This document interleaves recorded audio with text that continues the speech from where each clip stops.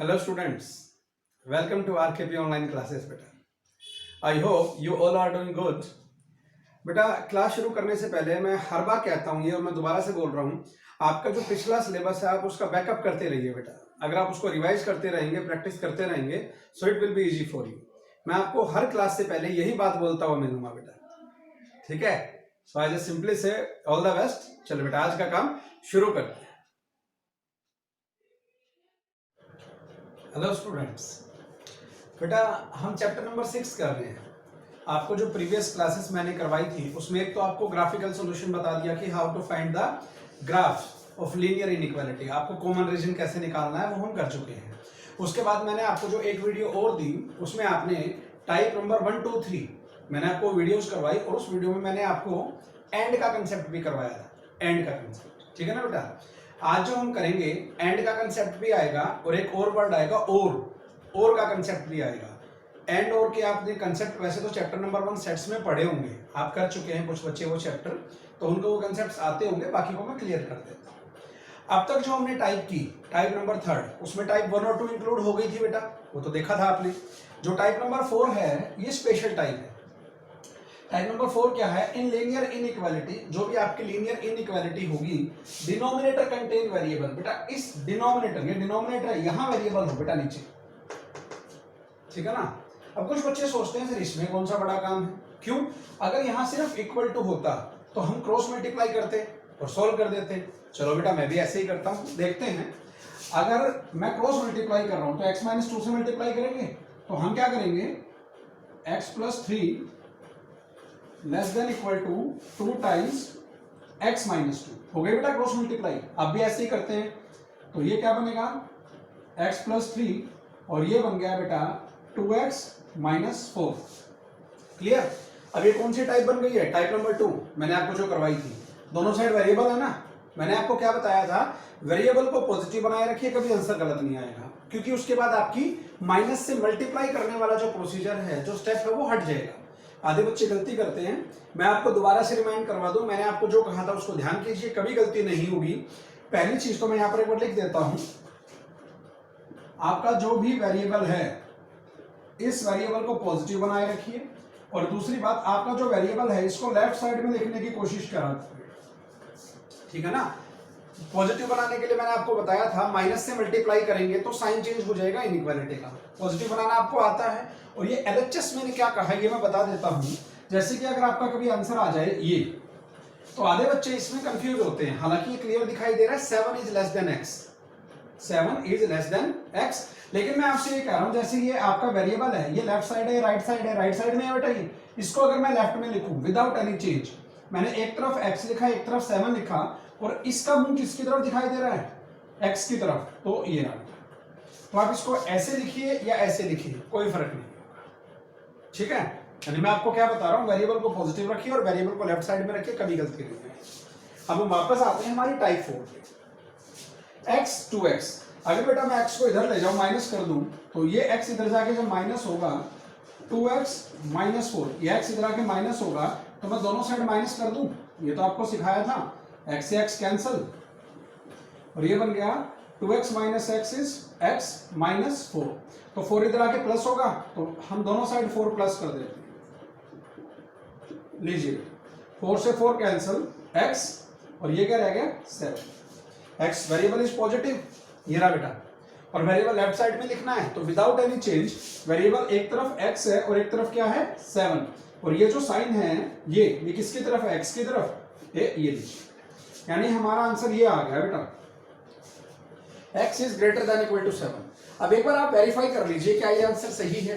ये कह रहा है आप x की वैल्यू 7 पुट कर सकते हैं या 7 से ग्रेटर पुट कर सकते हैं। अगर मैं 7 पुट करूं, 7 + 3 10 एंड 7 - 2 5, मैंने 7 पुट किया, कितना आया 2, और यहां पर क्या है लेस देन इक्वल टू 2, लीजिए बेटा, तो 2 = 2, यानी 7 के लिए ट्रू हो गया। अगर मैं 8 लेता हूं, ये क्या है ग्रेटर देन इक्वल टू 7, या तो 7 या 7 से ग्रेटर देन।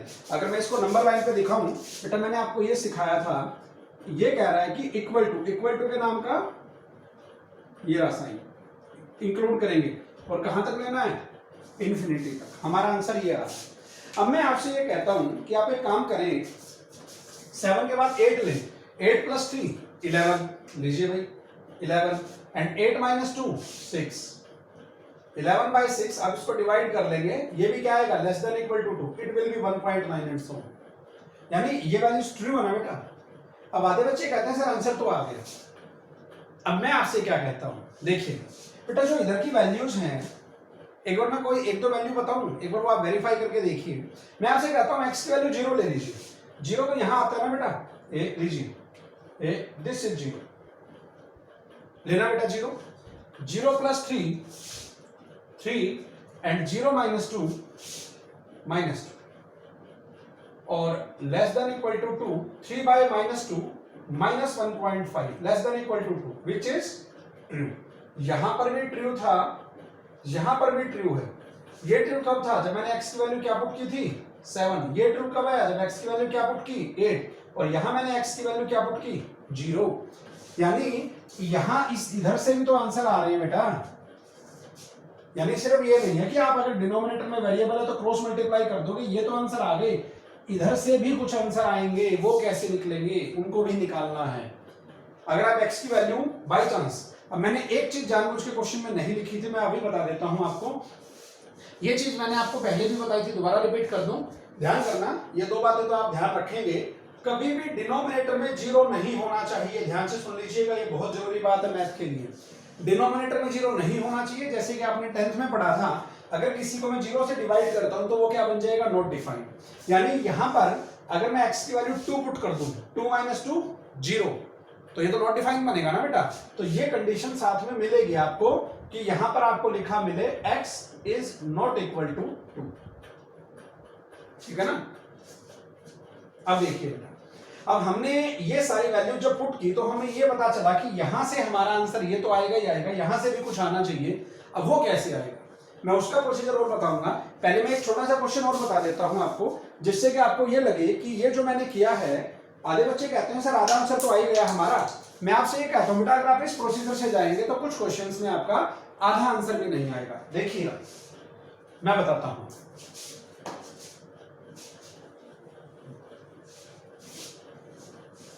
हम एक और क्वेश्चन लेते हैं बेटा इस बार।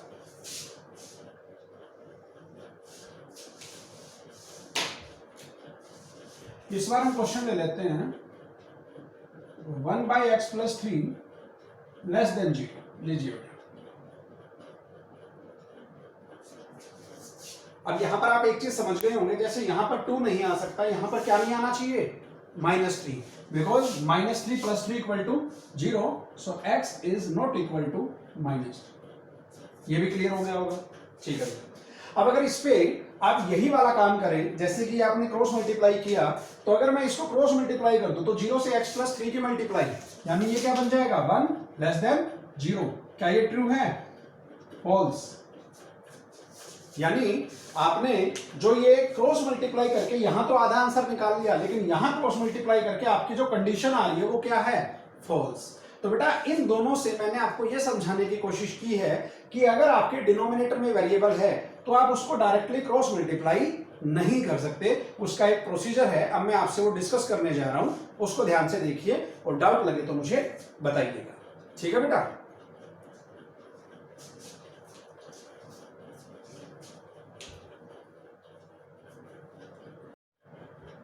तो स्टूडेंट्स, अब आपको ये तो समझ में आ गया कि अगर डिनोमिनेटर में वेरिएबल है तो आप क्रॉस मल्टीप्लाई नहीं करेंगे, इट इज क्लियर। अब करेंगे क्या, उसके लिए मैं आपको एक पहले बेसिक कंसेप्ट बता रहा हूं, पहले उसको समझिएगा फिर हम इस पे भी आएंगे। अगर बेटा कभी आपको ये लिखा मिले, मैं यहां लिखता हूं a by B greater than equal to 0, ध्यान से सुन लीजिएगा, ये बेसिक की वीडियो है, अब तक तो वो तो जनरल था, अब बेसिक की वीडियो है कि कैसे करना है, ये बड़ा जरूरी है। a by B greater than equal to 0, बेटा ग्रेटर देन इक्वल टू 0 का मतलब आप समझते होंगे कि कोई वैल्यू या तो 0 है या 0 से बड़ी है, दैट मींस आप इसको क्या लेंगे, पॉजिटिव, यानी आपने जो a बाई बी है पॉजिटिव ले लिया। अब बेटा दो नंबर को अगर आप डिवाइड कर रहे हैं तो पॉजिटिव कब आएगा, अब वो केस बनाइए बेटा। अगर मैं दो नंबर को डिवाइड करके पॉजिटिव लेके आ रहा हूं तो इसका मतलब अगर a की वैल्यू पॉजिटिव है तो b को भी क्या होना पड़ेगा, पॉजिटिव। लेकिन अगर a की वैल्यू आप नेगेटिव ले रहे हैं तो बी की वैल्यू भी क्या लेंगे, negative. Positive bye positive will be positive and negative by negative will be positive. Clear होगा ना इतना, तो ये तो कोई बड़ा काम नहीं है। अब एक बार एक केस और बना लीजिए, हम सेकंड केस और बनाते हैं। अगर कभी लिखा मिल जाए a by B less than equal to 0, less than equal to 0 means जो आपकी a बाय बी है ये वैल्यू क्या है, नेगेटिव, दिस इज नेगेटिव, जैसे कि ये वैल्यू पॉजिटिव थी। अब अगर ये वैल्यू बेटा नेगेटिव है तो इसके कौन कौन से पॉसिबल केस बनेंगे, इसके दो पॉसिबल केस बनेंगे। जैसे ये बहुत पॉजिटिव थे बेटा, ये नेगेटिव कब आएगा, अगर a को आप पॉजिटिव ले रहे हो तो b को आपको क्या लेना पड़ेगा, नेगेटिव। या क्या होगा, अगर आप a को नेगेटिव ले रहे हो तो b को क्या लेना पड़ेगा, पॉजिटिव। कहने का मतलब क्या है, अगर आपका पॉजिटिव है वैल्यू तो सेम साइन आएंगे, बहुत पॉजिटिव बहुत नेगेटिव। लेकिन अगर लेस देन हो यानी नेगेटिव तो अपोजिट साइन आएंगे, पॉजिटिव नेगेटिव नेगेटिव पॉजिटिव। यहां तक तो समझ में आ गया होगा, कोई बड़ा काम नहीं है। लेकिन अब मैं वो कंसेप्ट लेके चल रहा हूं जो आपने चैप्टर नंबर 1 में पढ़ा होगा। अब जो चैप्टर नंबर 1 में आपने पढ़ा उसको अगर मैं यहां लिखूं बेटा, मैंने लिखा और मैंने क्या लिखा, एंड। ये दो शब्द है बेटा, ये दो शब्द बड़े ही जरूरी शब्द है बेटा, बड़े जरूरी शब्द। सेट्स में, लीनियर इनइक्वालिटी में, प्रोबेबिलिटी में, मैथ में कभी भी लिखा मिले और एंड, इन शब्दों की बहुत इंपॉर्टेंस है। देखिएगा अब इनको मैं बड़ा आसान तरीके से समझाता हूं आपको। और का मतलब क्या है बेटा, जब आपके क्वेश्चन में चॉइस हो, मैंने क्या कहा, जब आपके क्वेश्चन में चॉइस हो, चॉइस का मतलब ए और बी, या तो ए उस काम को कर रहा है या बी उस काम को कर रहा है। बेटा देखिए यहां पर मैं क्या लिख रहा हूं, मैं ग्रीन पेन से लिख देता हूं ताकि आपको थोड़ा सा आसान हो पहचानना। यहां पर मैंने क्या लिखा है, और यहां पर भी मैं क्या लिख रहा हूं, और। बेटा और क्यों आएगा, या तो ये केस बनेंगे पॉजिटिव लाने के लिए पॉजिटिव पॉजिटिव और नेगेटिव नेगेटिव, या तो ये बने या ये बने, वी हैव चॉइस, चॉइस के लिए क्या आएगा, और।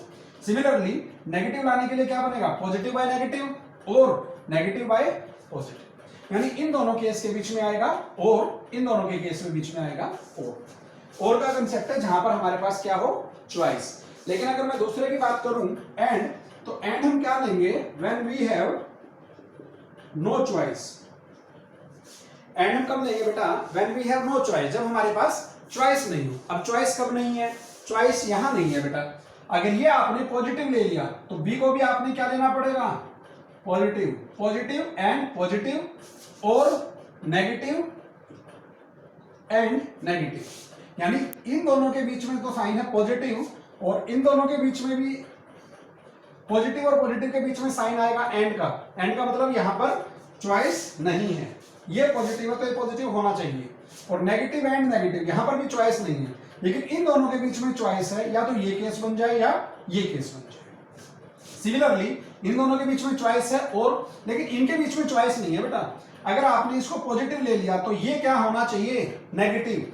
पॉजिटिव को नेगेटिव से डिवाइड करेंगे जब तो क्या आएगा, नेगेटिव, यानी यहां पर क्या आएगा, एंड पॉजिटिव एंड नेगेटिव, और यहां पर क्या आएगा, नेगेटिव एंड पॉजिटिव। अब मेरा समझाने का एम क्या था, मेरा समझाने का एम ये है कि जब हम इन क्वेश्चंस को करेंगे, इन क्वेश्चंस को हम इन कंसेप्ट से चलेंगे बेटा। ये दो केस बन गए हैं, अगर मैं इनको सेपरेट कर दूं, ये पहला केस आपको दिखाई दे रहा होगा और ये दूसरा केस आपको दिखाई दे रहा होगा। अगर a बाय बी पॉजिटिव मिले तो केस क्या बनेगा, उसको याद कर लीजिए, पॉजिटिव एंड पॉजिटिव और नेगेटिव एंड नेगेटिव। लेकिन अगर a बाय बी आपको नेगेटिव मिले तो वो क्या बनेगा, पॉजिटिव एंड नेगेटिव और नेगेटिव एंड पॉजिटिव। जहां पर और है वहां चॉइस है, आप पढ़ सकते हैं, इन दोनों के बीच में चॉइस है, या तो ये केस बने या ये केस बने, लेकिन इनके बीच में चॉइस नहीं है। अगर ये पॉजिटिव है तो इसको पॉजिटिव होना पड़ेगा, देयर इज नो चॉइस। क्यों, क्योंकि आंसर क्या आना चाहिए, पॉजिटिव, और ये पॉजिटिव है तो इस सारे को पॉजिटिव लाने के लिए मुझे पॉजिटिव से डिवाइड करना पड़ेगा। इनमें चॉइस नहीं है। सिमिलरली इनमें भी चॉइस नहीं है, ये नेगेटिव है तो ये नेगेटिव होना पड़ेगा, ताकि नेगेटिव से नेगेटिव क्या हो जाए, कैंसिल, और आंसर क्या आ जाए, पॉजिटिव। समझ आ रहा है, लेकिन इनके बीच में चॉइस है। सिमिलरली यहां पर अगर दो नंबर को डिवाइड करके नेगेटिव आएगा तो इसका मतलब अगर पहला नंबर आपने पॉजिटिव ले लिया तो वहां पर ये पॉजिटिव है तो ये नेगेटिव होगा, वरना आंसर नेगेटिव नहीं आएगा। ये पॉजिटिव है तो ये नेगेटिव होगा, देयर इज नो चॉइस। सो यहां पर क्या लेंगे, एंड। सिमिलरली अगर ये नेगेटिव ले लिया तो इसको क्या लेना पड़ेगा, पॉजिटिव, तभी तो आंसर क्या आएगा, नेगेटिव। यानी इन दोनों के बीच में भी चॉइस नहीं है, लेकिन इनके बीच में चॉइस है कि आप इसको पॉजिटिव लेंगे, नेगेटिव लेंगे, या इसको नेगेटिव ले और इसको पॉजिटिव ले। तो जहां पर चॉइस है वी विल यूज और जहां पर चॉइस नहीं है वी विल यूज एंड। इन चीजों का आप ध्यान रखिएगा, और अगर और एंड का कंसेप्ट आपको समझ में आ गया है तो आपको ये क्वेश्चन बिल्कुल बेसिक लगेगा। ठीक है बेटा, आप बस एक चीज का ध्यान रखिएगा, मैं आपको एक चीज बता दूं जो मैंने पहले भी बताई थी, डिनोमिनेटर इक्वल टू 0 नहीं आएगा। यानी जब मैं ये केस लिखूंगा तो I will specially take care, जो ये डिनोमिनेटर है, डिनोमिनेटर ये b, this can't be equal to 0। Numerator जो ऊपर वाला पार्ट है ये 0 हो सकता है, लेकिन denominator can't be equal to 0, ये मैं अभी आपको बताऊंगा अब मैं जब क्वेश्चन शुरू करूंगा। ठीक है बेटा। सो स्टूडेंट्स अब देखिएगा बेटा, अब हम जो मैंने अभी आपको पढ़ाया वो मैंने यहां लिख दिया है। अगर a बाई बी पॉजिटिव है तो पॉजिटिव एंड पॉजिटिव और नेगेटिव एंड नेगेटिव, हम ये कंसेप्ट से चलेंगे। लेकिन अगर मेरा a बाई बी नेगेटिव है लेस देन इक्वल टू 0 तो हम जाएंगे अपोजिट साइन से, पॉजिटिव एंड नेगेटिव और नेगेटिव एंड पॉजिटिव। यानी अपना दिमाग फिट कर लीजिए, ग्रेटर देन इक्वल टू 0 है तो सेम साइन से जाएंगे और लेस देन इक्वल टू 0 है तो अपोजिट साइन से जाएंगे। लेकिन अब बेटा ये कैसे लिखा मैंने, एक चीज और सुन लीजिए, आपको फिर बड़ी आसानी होगी। ये दोनों कंसेप्ट हमने कैसे पहचाने, ये हमने यहाँ 0 से पहचाने बेटा, 0, क्योंकि 0 एक ऐसी वैल्यू है जिसके राइट साइड में पॉजिटिव वैल्यूज हैं और लेफ्ट साइड में नेगेटिव। तो वहां से, लेकिन जैसे यहां पर इक्वल टू कितना है, 2 है, तो 2 इज नॉट दैट वैल्यू जो एक पार्टीशन का काम कर रहा है। जैसे कि आप समझते हैं इंटीजर है 0, ये 0 के राइट साइड में सब पॉजिटिव वैल्यूज हैं और यहाँ सब नेगेटिव वैल्यू है। तो हमारा पॉजिटिव है नेगेटिव हम कैसे पहचानते हैं, इस बैरियर से, 0 इज दैट बैरियर। लेकिन सबसे पहले हम क्या करेंगे, जो हमारा बोर्ड पर क्वेश्चन है सबसे पहले हम इसको 0 की स्टेट में लेके आएंगे। यहाँ 2 है बेटा, अब यहाँ हमने क्या देखा था, जब मैं 2 को दूसरी साइड लेके आऊंगा तो इट विल बी -2, तो दोनों साइड माइनस कर दीजिए। देखते हैं बेटा, अगर मैं आपसे कहूं x + 3 अपॉन x - 2 -2 और लेस देन इक्वल टू 2 -2, मैंने दोनों साइड 2 माइनस कर दिया भाई, ठीक है। लेकिन एक चीज ध्यान देना, कहीं फिर कंफ्यूज हो बच्चे, आप सोच रहे हो कि 2 ही 2 दिखाई दे रहा है, ये वाला जो 2 आपको दिखाई देगा, दिस वन, ये क्या है, ये कह रहा है कि यहाँ 2 नहीं होना चाहिए, क्योंकि अगर 2 होगा तो denominator can't be equal to 0, ये कंडीशन फॉल्स हो जाएगी। तो ये क्वेश्चन इतना है, साथ में ये कंडीशन है कि x की वैल्यू 2 नहीं आएगी, कंफर्म है। अब मैं इसको क्या कर रहा हूं, मैं इसको इस लेवल पे लेके आ रहा हूं यहाँ 0 लाने के लिए, ताकि इनमें से कौन सा केस बनेगा, हमें कौन सा केस पता चले। इस 2 को मैं इधर आके माइनस कर रहा हूं, मैंने दोनों साइड माइनस कर दिया, और जैसे मैं इसको दोनों साइड माइनस करूंगा, हमारा एक साइड तो क्या आ गया बेटा, ये तो 0 हो गया, और इसका हम क्या करें, एलसीएम ले लीजिए। एलसीएम क्या आएगा, x - 2, तो ये ऊपर जाएगा, x + 3 and this is -2x + 4, x - 2x -x 3 + 4 7 upon x - 2 less than equal to.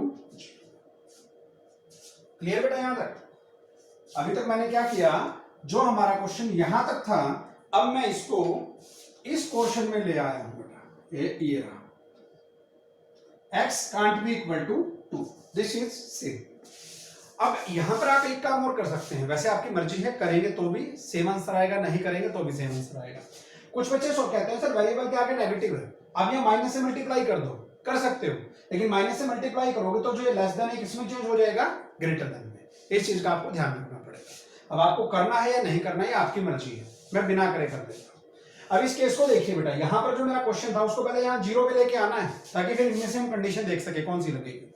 जब यहाँ 0 आ गया है तो ये आ गया 0। अब यहाँ पर देखिए ग्रेटर देन है, ये लेस देन है, यहाँ पर साइन कौन सा है, लेस देन। लेस देन है तो I will go with opposite signs, यानी मैं इन केसेस के साथ चलूंगा। क्लियर बेटा? तो मैं ये केस बनाने शुरू करता हूं, देखिएगा ये अभी तक हमारा यहां तक क्वेश्चन पहुंचा है, यहां तक। अब मैं ये 2 केस बनाऊंगा, अपोजिट साइन के केस बनेंगे बेटा।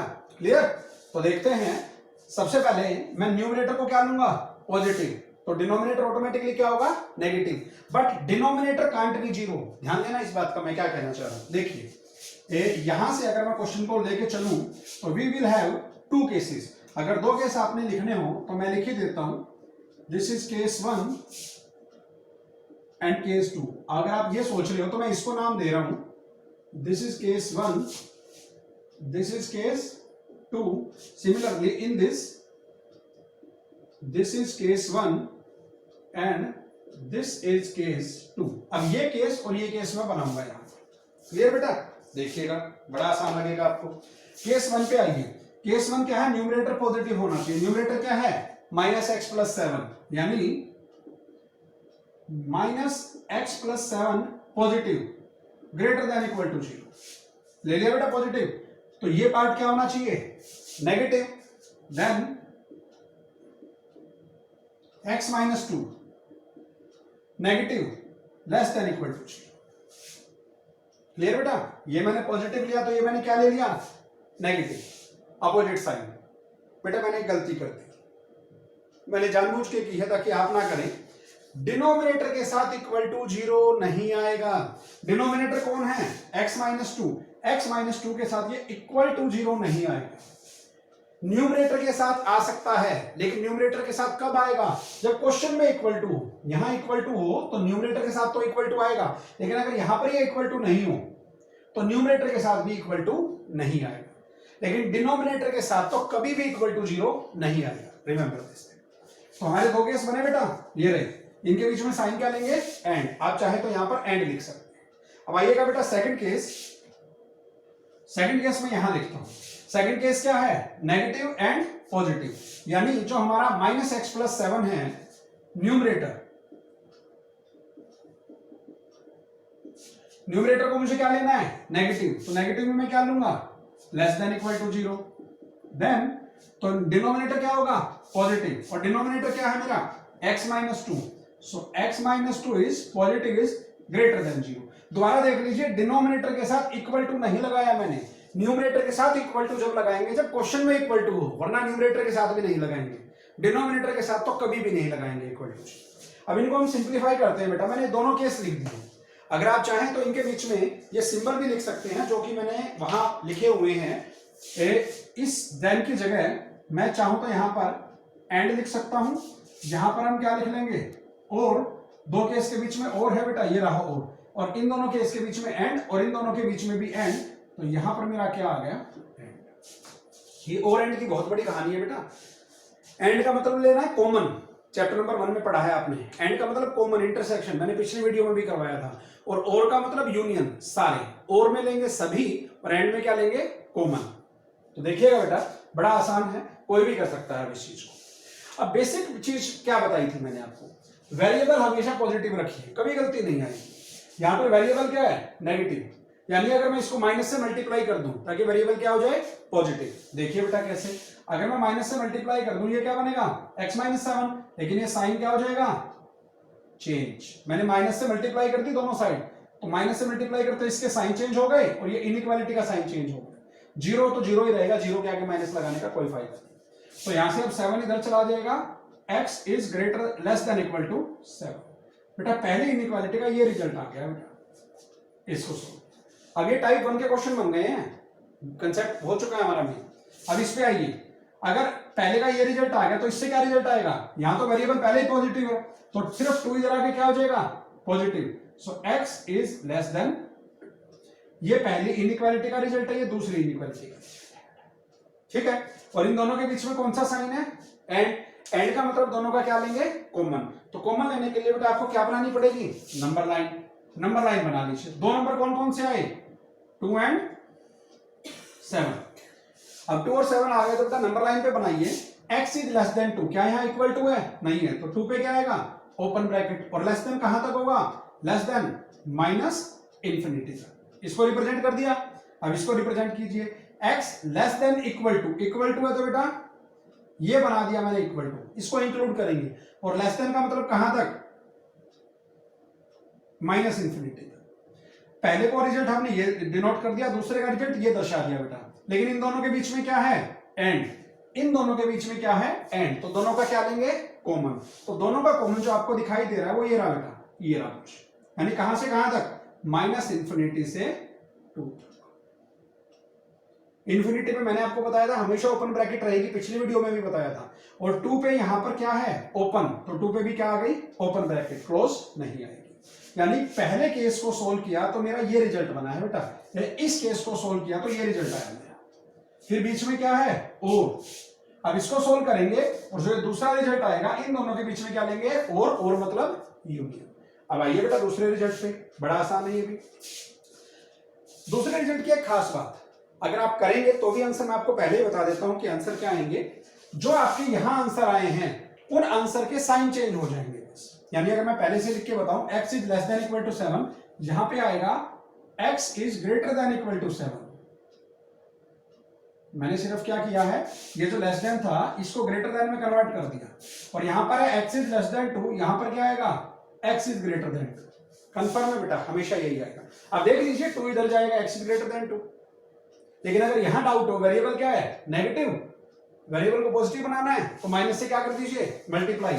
जैसे ही माइनस से मल्टीप्लाई करेंगे ये क्या बनेगा x माइनस 7, और ये जो लेस देन है किसमें चेंज हो जाएगा ग्रेटर देन, और ये 7 इधर चला जाएगा। क्लियर बेटा? तो जिसने ये दो रिजल्ट निकाल लिए उसके ये वाले रिजल्ट तो अपने आप निकल जाएंगे same as it is, directly सिर्फ साइन चेंज करना।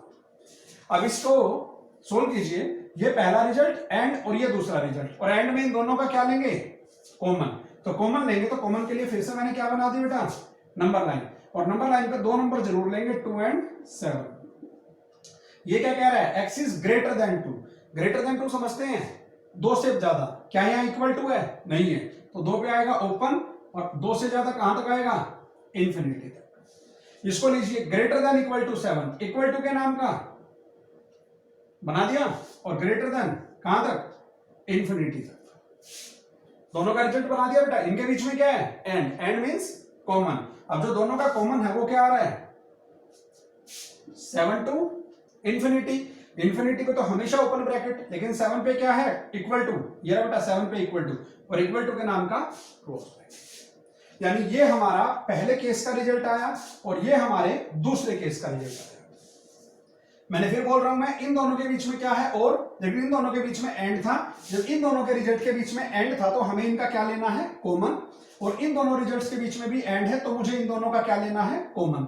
लेकिन इन दोनों के बीच में क्या है और के लिए क्या लेंगे यूनियन, जैसा कि आपने चैप्टर नंबर 1 में पढ़ा है। और अगर आपको ये समझ में आ गया तो यानी इनका जो हमारा रिक्वायर्ड सॉल्यूशन सेट बनेगा, जो हमारा आंसर आएगा बेटा वो आंसर क्या बनेगा, अब आप इजीली समझ सकते हैं, that is not a big task. Answer आया हमारा -इंफिनिटी टू 2 और यूनियन, यूनियन किसके लिए आ रहा है और के लिए। पहले का रिजल्ट ये रहा और के नाम का यूनियन, और दूसरे का रिजल्ट क्या है 7 टू इंफिनिटी। बेटा ये वही क्वेश्चन है जो आते ही मैंने सबसे पहली स्लाइड में लिया था।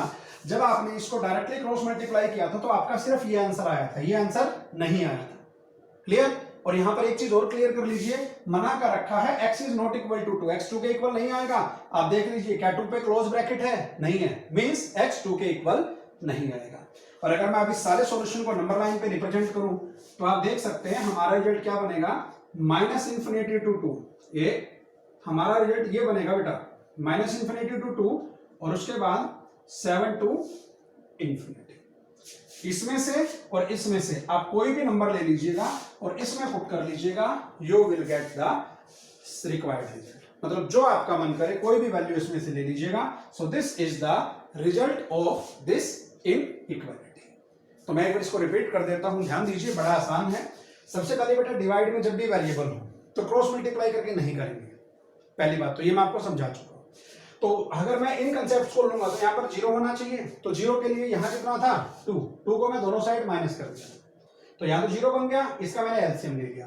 तो सबसे पहले आपका जो क्वेश्चन यहां से चला था वो क्वेश्चन यहां तक पहुंच जाना चाहिए टाइप 4 का, यहाँ 0 होना चाहिए। जब हमने देखा a by b less than equal to 0, तो हमें ये रिजल्ट बनाने हैं।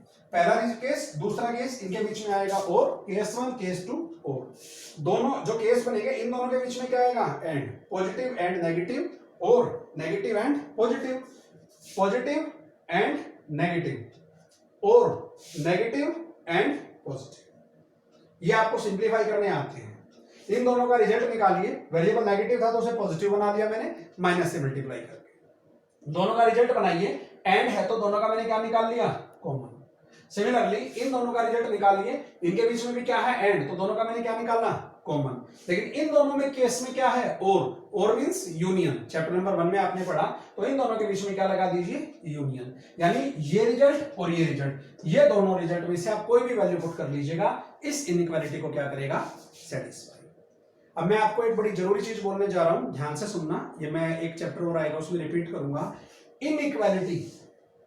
इनइक्वालिटी में एक आंसर नहीं होता, एक सॉल्यूशन सेट आंसर होता है। इनइक्वालिटी में एक वैल्यू आंसर नहीं होती, एक सॉल्यूशन सेट आंसर होता है पूरा, जो उस पूरी इनइक्वालिटी को सेटिस्फाई कर रही है। लेकिन अगर यहां पर सिर्फ इक्वल टू होता तो सॉल्यूशन सेट आंसर नहीं होते, स्पेसिफिक आंसर होते हैं। यहां पर स्पेसिफिक आंसर नहीं है, ये पूरी रेंज है। लेकिन अगर इक्वल टू होता क्वेश्चन में सिर्फ इक्वल टू, जो आप 10th में या 9th में करते थे, तो वहां पर स्पेसिफिक वैल्यूज आंसर होती है। क्लियर बेटा? तो ये हमने क्वेश्चन किया टाइप 4 का। उम्मीद करता हूं आपको समझ में आया होगा। सो स्टूडेंट्स, अब बेटा मैं इस क्लास का, अब वीडियो का मैं लास्ट क्वेश्चन करवा, ठीक है? एक क्वेश्चन मैंने आपको करवा दिया, अब मैं उसी टाइप का क्वेश्चन करवा रहा हूं, लेकिन इस बार जो मैं क्वेश्चन करवा रहा हूं ये 1 मार्क्स का क्वेश्चन है। अब आपको लगेगा सर पिछला क्वेश्चन तो इतना लेंथी क्वेश्चन था, ये 1 मार्क्स का क्वेश्चन कैसे है? देखिएगा, आपको कई जगह मिल सकता है ऐसा क्वेश्चन। बेटा डिनोमिनेटर में वेरिएबल है ना, ये लिखा हुआ डिनोमिनेटर कंटेन वेरिएबल है, क्लियर है। लेकिन आपको एक चीज दिखाई देगी कि न्यूमरेटर में वेरिएबल नहीं है इस बार, यानी डिनोमिनेटर में जरूर है ना भाई, जो ये टाइप है ये तो है ही, ठीक है। अगर बेटा डिनोमिनेटर में वेरिएबल है तो इनमें से हम कोई केस बनाएंगे, उसके लिए यहाँ पर 0 होना चाहिए। आप देखिए इधर 0 भी है, यानी दो कंडीशन हमारी पहले ही बन रही है। एक तो न्यूमरेटर में है ही नहीं कुछ, बड़ा आसान सा, पहली बात है डिनोमिनेटर में सिर्फ वेरिएबल है। दूसरी चीज ये 0 भी आपको RHS में दिखाई दे रहा है। क्लियर बेटा? यानी अगर यहाँ 0 है तो ये केस कौन सा बनेगा, उसके इस 0 से पहले आप ये साइन देखिए लेस देन। लेकिन मैं इससे भी पहले एक चीज कहता हूँ, आप ध्यान देना इस चीज का, मैंने जानबूझ के नहीं लिखा। सबसे पहले आपको ये देखना चाहिए कि x किसके इक्वल नहीं होगा। ये 0 कब बनेगा, इसको 0 का इक्वल पुट कर लीजिए, x - 3 = 0। तो x की वैल्यू क्या आ रही है, 3, दैट मींस x = क्लियर बेटा, x की वैल्यू 3 नहीं होनी चाहिए। क्लियर? अब वापस आते हैं क्वेश्चन में, less than 0, this is less then 0, this one less than. Clear? अब इनमें से कोई केस बनेगा ना, आप एक बार दिमाग लगाइए, इनमें से कौन सा केस बनेगा। अगर आप ध्यान से देखें, ये 2 केस नहीं बनेंगे बेटा इस बार, एक ही केस बनेगा। इसके लिए मैंने कहा ये 1 नंबर का क्वेश्चन है, वो एक कैसे पहचानेंगे। जो मेरा न्यूमरेटर है ये क्या है, -1, और -1 मींस नेगेटिव। क्या ये केस बन सकता है बेटा? क्या इस क्वेश्चन का न्यूमरेटर पॉजिटिव हो सकता है? वो तो माइनस से मल्टीप्लाई करके होगा ना। मतलब ये केस हम कब बना रहे हैं, जब हमारे पास और चॉइस है, दिस और दिस। अभी अगर मैं इसको देखूं तो ये नेगेटिव है, यानी ये वाला केस दिखाई दे रहा है, ये नहीं बनेगा। लेकिन अगर मैं इसको माइनस से मल्टीप्लाई कर दूं तो कौन सा केस बन जाएगा, ये केस बनेगा, ये केस नहीं बनेगा। कहने का मतलब है इनमें से कोई एक केस बनेगा। पिछले क्वेश्चन में दोनों केस बने थे, दिस और दिस। क्लियर है याद? अब मैं इस केस की अगर बात करूं, ऊपर नेगेटिव है, it is clear, it is -1, ये रहा नेगेटिव। तो नीचे वाला नंबर क्या होना चाहिए, पॉजिटिव। और नीचे में कौन है, x - 3, दैट मींस अगर मैं यहां से डायरेक्ट लिखूं, सो x - 3 ये क्या होना चाहिए बेटा, पॉजिटिव। लेकिन denominator can't be equal to 0, ये ऑलवेज रिमेंबर। तो डिनोमिनेटर जो है मेरा पॉजिटिव का मतलब क्या होना चाहिए, ग्रेटर देन 0। ग्रेटर देन 0, 0 से बड़ी वैल्यू क्या कहलाएंगी, पॉजिटिव। और बेटा इस चीज का फिर मैं रिपीट कर दूं, अगर क्वेश्चन में इक्वल टू नहीं है तो कहीं पर भी इक्वल टू लगाने की जरूरत नहीं है। लेकिन अगर क्वेश्चन में इक्वल टू है तो न्यूमरेटर में इक्वल टू आ सकता है, डिनोमिनेटर में इक्वल टू नहीं आएगा, ध्यान करना है। तो हमने क्या किया, जो हमारा ये क्लियर था कि मेरा न्यूमरेटर पॉजिटिव नहीं है, नेगेटिव है, ये रहा नेगेटिव, तो मेरा डिनोमिनेटर क्या होना चाहिए, पॉजिटिव। तो डिनोमिनेटर को मैंने डायरेक्टली क्या पुट कर दिया, पॉजिटिव। तो यानी 3 वैल्यू इधर जाके क्या हो जाएगी, प्लस। तो हमने दोनों साइड क्या कर दिया, +3। आंसर क्या आ गया, x is greater then 3।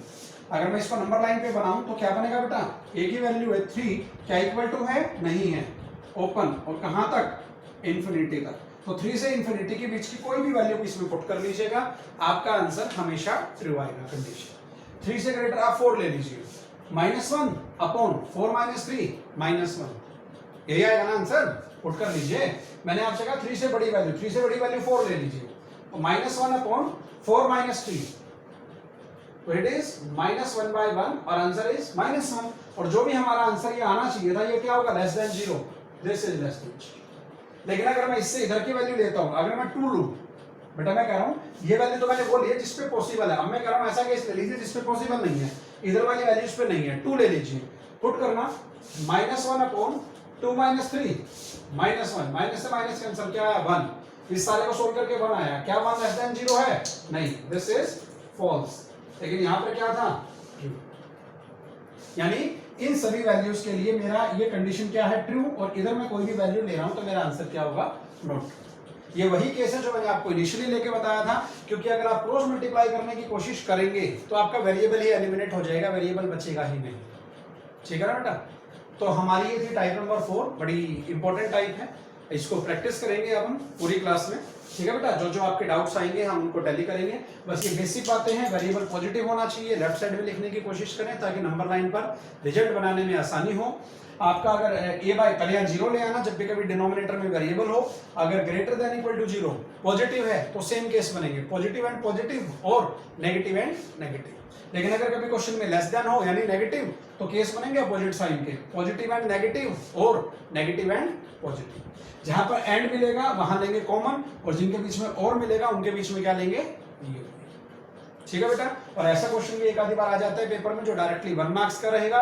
1 marks के क्वेश्चन में मतलब कभी ऐसा क्वेश्चन मिले जिसमें सिर्फ डिनोमिनेटर में वेरिएबल हो और इक्वल टू में पहले ही 0 हो। मैं दो कंडीशन बोल रहा हूँ, सिर्फ डिनोमिनेटर में वेरिएबल हो और इक्वल टू में क्या हो 0।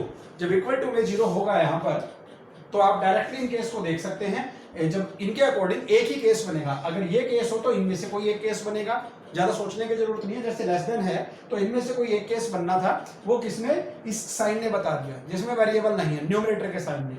ये नेगेटिव है तो ये नेगेटिव रहा, तो मुझे सिर्फ इसको क्या लेना है पॉजिटिव, मैंने सिर्फ इसको पॉजिटिव ले लिया और इक्वल टू 0 नहीं लिया because denominator can't be equal to 0। और वैसे तो क्वेश्चन में इक्वल टू है ही नहीं तो लेने की जरूरत ही नहीं, तो वहां से हमारा डायरेक्ट आंसर आ गया और आंसर क्लियर बेटा। तो उम्मीद करता हूँ ये टाइप समझ में आ गई होगी बड़े अच्छे ढंग से।